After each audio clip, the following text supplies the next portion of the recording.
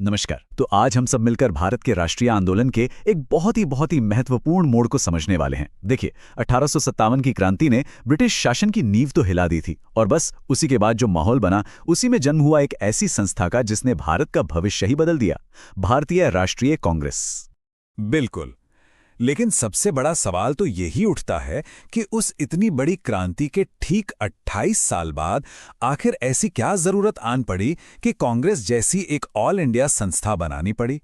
देखिए, ये सवाल सिर्फ इतिहास को समझने के लिए ही नहीं, बल्कि एग्जाम्स के पॉइंट ऑफ व्यू से भी बहुत ज्यादा इंपॉर्टेंट है। इसे समझना ही होगा। चलिए, तो फिर इसे एकदम स्टेप बाय स्टेप समझते हैं। सबसे पहले बात करते हैं पहले फेज की, यानी कांग्रेस की स्थापना और उसके शुरुआती 20 साल 1885 से लेकर 1905 तक। इस दौर को उदारवादी चरण भी कहते हैं। तो देखिए, कांग्रेस की स्थापना हुई 1885 में और की किसने? एक रिटायर्ड ब्रिटिश अधिकारी एओ ह्यूम ने। अब इसके पीछे ना एक बड़ी मशहूर थ्योरी है जिसे कहते हैं सेफ्टी वाल्व थ्योरी। इसका सीधा सा मतलब था कि अंग्रेजों को लगा कि भारतीयों का जो गुस्सा बढ़ रहा है उसे निकालने के लिए एक मंच दे दो, ताकि 1857 जैसा कोई दूसरा बड़ा विद्रोह ना हो जाए। उस समय वाइसराय थे लॉर्ड डफरिन। हाँ, और ये सेफ्टी वाल्व शब्द सबसे पहले लाला लाजपत राय ने अपने लेख में इस्तेमाल किया था।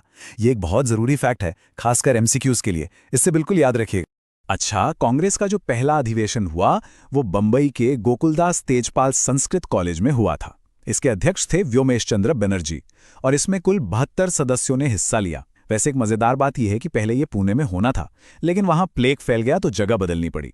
और हाँ, एक और सवाल जो अक्सर पूछा जाता है, उस समय के एक बहुत बड़े नेता थे सुरेंद्रनाथ बनर्जी, वो इस पहले अधिवेशन में शामिल नहीं हुए थे। क्यों? क्योंकि वो अपनी संस्था इंडियन नेशनल एसोसिएशन के दूसरे सम्मेलन में बिजी थे। शुरुआत में सच कहें तो कांग्रेस को बहुत आलोचना झेलनी पड़े। वाइसराय डफरिन ने तो मजाक उड़ाते हुए इसे सूक्ष्मदर्शी अल्पसंख्यकों की संस्था यानी माइक्रोस्कोपिक माइनॉरिटी कह दिया। और सिर्फ अंग्रेज ही नहीं, कुछ भारतीय नेता भी कांग्रेस के शुरुआती तरीकों से बिल्कुल खुश नहीं थे। बाल गंगाधर तिलक ने क्या कहा था कि साल में एक बार मेंढक की तरह टर्राने से कुछ नहीं मिलने वाला। इससे साफ पता चलता है कि शुरुआत में कांग्रेस का असर बहुत ही लिमिटेड। तो अब हम आते हैं दूसरे चरण में 1905 से 1915 तक का समय। ये वो दौर था जब कांग्रेस के अंदर और बाहर दोनों तरफ टेंशन बढ़ रही थी और आजादी की लड़ाई ने एक बिल्कुल नई आक्रामक दिशा ले ली थी। इस दौर की जो सबसे बड़ी और टर्निंग पॉइंट वाली घटना थी वो थी 1905 में लॉर्ड कर्जन का किया हुआ बंगाल का विभाजन। अंग्रेजों ने कहा तो ये कि हम प्रशासनिक सुविधा के लिए कर रहे हैं, लेकिन असल मकसद तो कुछ और ही था, हिंदू और मुस्लिम एकता को तोड़ना। ये उनकी बांटो और राज करो की नीति का सबसे बड़ा, सबसे खुला उदाहरण था। और बस इसी के विरोध में पूरे देश में स्वदेशी आंदोलन की आग भड़क उठी।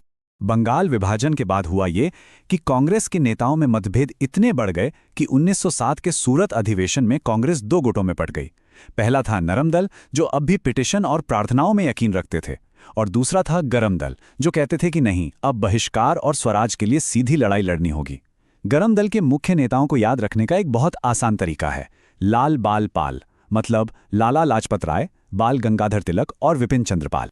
फिर 1909 में ब्रिटिश सरकार मार्ले मिंटो सुधार लेकर आई और इसका सबसे खतरनाक हिस्सा था मुसलमानों के लिए एक अलग निर्वाचन प्रणाली यानी सेपरेट इलेक्टोरेट की शुरुआत करना। और सच कहें तो यही वो बीज था जिसने आगे चलकर भारत के विभाजन की नींव रखी। इसने भारतीय समाज में सांप्रदायिक राजनीति को एक तरह से कानूनी मान्यता दे दी। और अब आता है भारतीय स्वतंत्रता संग्राम का तीसरा और शायद सबसे महत्वपूर्ण चरण, गांधी युग का आरंभ। 1915 में जब महात्मा गांधी भारत वापस आए तो उन्होंने इस आंदोलन का पूरा नक्शा ही बदल दिया। उन्होंने इसे कुछ पढ़े लिखे लोगों के आंदोलन से निकालकर सचमुच में एक जन आंदोलन बना दिया। भारत आते ही गांधी जी ने एक के बाद एक 3 शुरुआती सत्याग्रह किए और अपनी लीडरशिप साबित कर दी। सबसे पहले 1917 में बिहार का चंपारण सत्याग्रह, फिर 1918 में अहमदाबाद मिल मजदूरों की हड़ताल, जो कि उनकी पहली भूख हड़ताल थी, और ठीक उसी साल गुजरात का खेड़ा सत्याग्रह। इन तीनों सफल आंदोलनों ने गांधी जी को भारत के आम आदमी का नेता बना दिया। 1919 में अंग्रेजों ने रॉलेट एक्ट जैसा एक बहुत ही दमनकारी कानून लागू कर दिया। इसे बिना वकील, बिना अपील, बिना दलील का काला कानून कहा गया। इसके खिलाफ पूरे देश में प्रदर्शन हुए और इसी विरोध के दौरान अमृतसर के जलियांवाला बाग में 13 अप्रैल 1919 को जनरल डायर ने निहत्थे लोगों की भीड़ पर गोलियां चलवा दी। ये इतना क्रूर हत्याकांड था कि इसके विरोध में रविंद्रनाथ टैगोर ने अपनी नाइटहुड की उपाधि लौटा दी और पूरे देश में गुस्से की एक लहर दौड़ गई।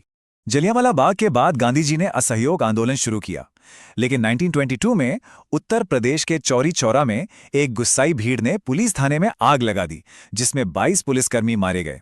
और बस यही वो पल था जिसने गांधी जी को अंदर तक हिला दिया। वो अहिंसा के पुजारी थे। इस एक हिंसक घटना की वजह से उन्होंने इतना बड़ा देशव्यापी आंदोलन तुरंत वापस ले लिया। इससे पता चलता है कि वो अपने सिद्धांतों को लेकर कितने दृढ़ थे। चलिए अब हम अंतिम दौर की तरफ बढ़ते हैं, 1930 से 1947 तक। ये वो समय था जब पूर्ण स्वतंत्रता के लिए निर्णायक संघर्ष शुरू हुआ। अब लक्ष्य सिर्फ सुधार नहीं था, बल्कि पूर्ण स्वराज था। साल था 1929, लाहौर अधिवेशन, और अध्यक्ष थे जवाहरलाल नेहरू। यहीं पर कांग्रेस ने अपना लक्ष्य पूरी तरह बदल दिया। अब डोमिनियन स्टेटस की बात नहीं थी, अब बात थी पूर्ण स्वराज की, यानी पूरी आजादी। यहीं पर यह प्रस्ताव पारित हुआ और 26 जनवरी 1930 को पहला स्वतंत्रता दिवस मनाने का फैसला भी लिया गया। इसके बाद तो घटनाएं बहुत ही तेजी से घटीं। 1930 में गांधी जी ने नमक कानून तोड़ने के लिए वो मशहूर दांडी मार्च किया। 1931 में गांधी इरविन समझौता हुआ और उसी साल 23 मार्च को एक बेहद दुखद घटना में भगत सिंह, सुखदेव और राजगुरु को फांसी दे दी गई। फिर 1932 में गांधी जी और अंबेडकर जी के बीच पूना पैक्ट हुआ। ये दशक सच में बहुत ही उथल-पुथल से भरा हुआ था। 1942 में जब दूसरा विश्व युद्ध चल रहा था, गांधी जी ने अंग्रेजों के खिलाफ आखिरी और सबसे बड़ा आंदोलन छेड़ दिया, भारत छोड़ो आंदोलन। उन्होंने मुंबई के ग्वालियर टैंक मैदान से नारा दिया, करो या मरो। हाँ, और जैसे ही आंदोलन शुरू हुआ, गांधी जी समेत सभी बड़े नेताओं को गिरफ्तार कर लिया गया। तब जयप्रकाश नारायण और अरुणा आसफ अली जैसे नेताओं ने अंडरग्राउंड रहकर छिपकर इस आंदोलन की आग को जलाए रखा। और अब हम अंत में पहुंचते हैं आजादी और विभाजन की कहानी पर। स्वतंत्रता तो मिली, लेकिन इसकी एक बहुत ही दर्दनाक कीमत चुकानी पड़ी, और वो थी देश का बंटवारा। 3 जून 1947 को आखिरी वायसराय लॉर्ड माउंटबैटन ने अपनी योजना पेश की और इसी के तहत भारत का विभाजन तय हुआ। भारत और पाकिस्तान 2 अलग देश बने और सर रैडक्लिफ ने दोनों देशों के बीच की सीमा रेखा यानी बॉर्डर खींची। आज़ादी मिलने के कुछ ही महीने बाद 30 जनवरी 1948 को नाथूराम गोडसे ने उस महापुरुष की हत्या कर दी जिसने अपनी पूरी जिंदगी इस देश को आज़ाद कराने में लगा दी। ये स्वतंत्र भारत के लिए एक बहुत बड़ा आघात था। तो ये थी भारत की आज़ादी की कहानी, जिसे हमने संक्षेप में देखा, लेकिन ये हमें एक बहुत गहरे सवाल पर सोचने के लिए मजबूर करती है।